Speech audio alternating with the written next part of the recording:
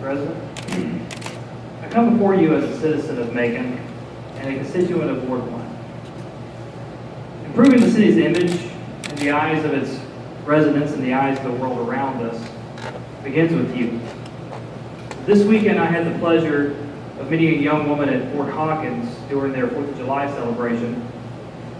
She was one of the many folks I was introduced to by her grandfather, who repeatedly called her his heart. She has cerebral palsy, but that didn't prevent her from enjoying her time there, and it certainly didn't stop her grandfather from beaming as he introduced her to people. Unfortunately, after meeting her, I had the distinct displeasure of having to break the news to her grandfather that his elected representative had written some defamatory remarks about him in public. He was disappointed, but he wasn't shocked. Unfortunately, he's become accustomed to that sort of behavior from this representative. His name is Reverend Victor Hunt. He has a past, just like we all have a past. His past, however, is not his present, and it certainly isn't his future. That is a fact, no matter what your faith tradition is.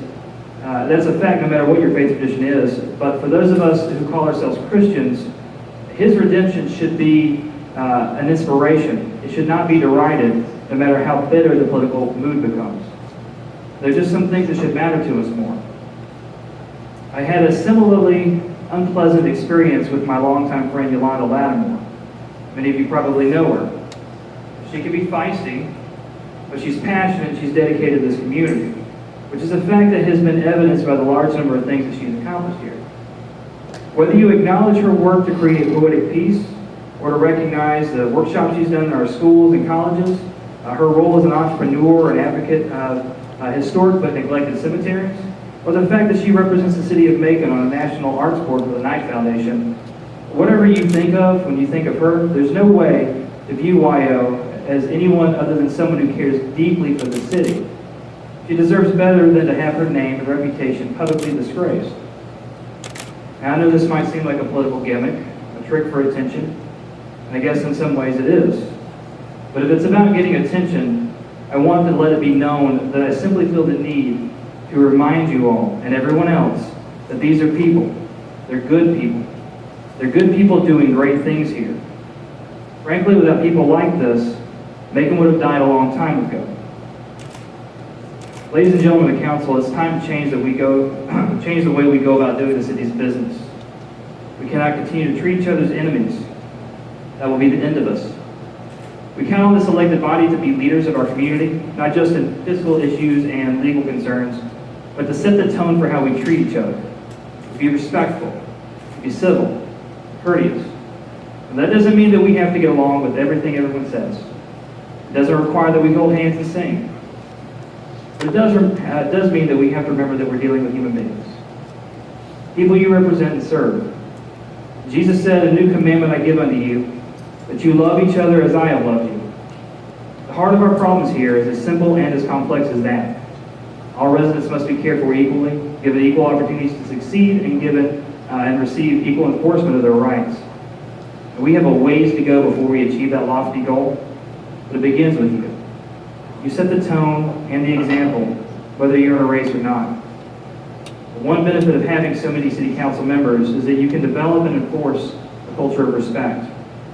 When someone steps out of line, you can demand that they understand this, that respect and integrity is how we do things here. We're all expected to abide by that. Anything less should be considered a failure of the responsibilities you've been given by the people of the city. I know you all can do better than my friends and I have had to experience this weekend. I know we all deserve better. Thank you. Thank you, Mr. Horne. Reverend Victor Hunt.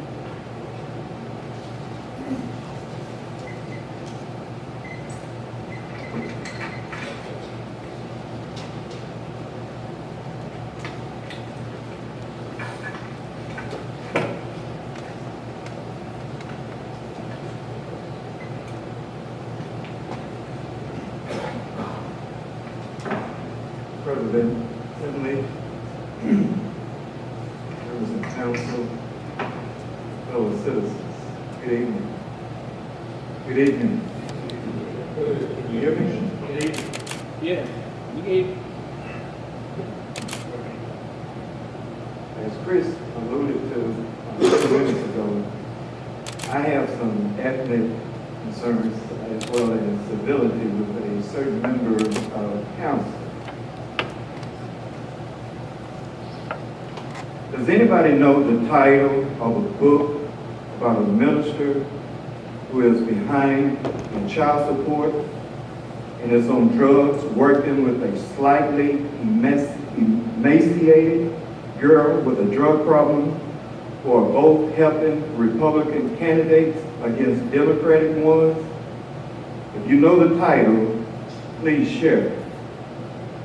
This was posted on Facebook, and it has a title here, Ministers and Emaciated Girls, by Elaine Lucas, Sunday, July the 3rd, 2011, at 1:51 p.m. And I truly believe that this document or statement gives reference to me. As you know, I ran against the incumbent. It was not referenced to you specifically. Please, let's not make accusations. Thank you. May I continue? You may continue, not with accusations. You may continue with your soliloquy, but not with accusations. Thank you.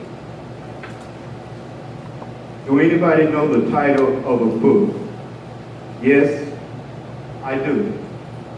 It's called the Bible.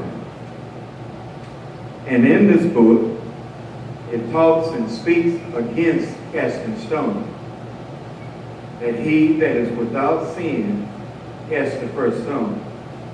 And in this book, it also talks about God has no respecter of person. Also in this particular book, it teaches us to judge not, that we ourselves may not be judged. It also teaches us that there is no condemnation to those in Christ Jesus. Jesus didn't come into the world to condemn the world, but to save the world.